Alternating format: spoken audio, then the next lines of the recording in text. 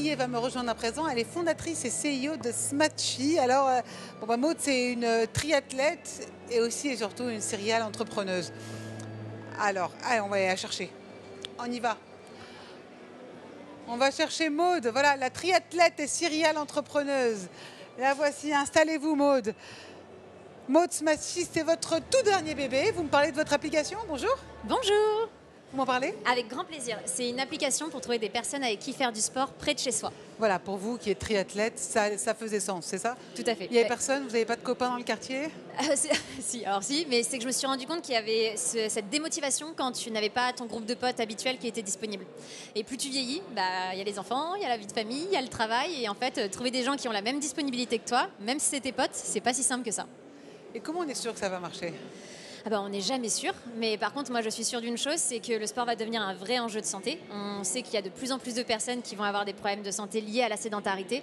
Et donc ça va être un petit truc hyper simple à mettre dans son quotidien pour s'assurer qu'on aille bien. Et donc là où moi je suis intimement convaincue, c'est que les Français vont se mettre au sport et pas que. C'est ça le point commun entre faire des triathlons et créer une entreprise? Ça va aussi vite?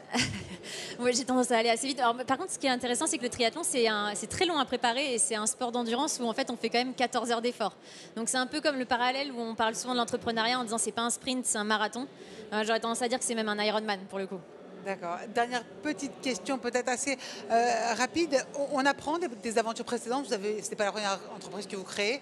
Ça vous aide justement à humer l'atmosphère, à savoir ce qui marchera demain. Vous parlez du sport aujourd'hui, mais ça peut être autre chose demain.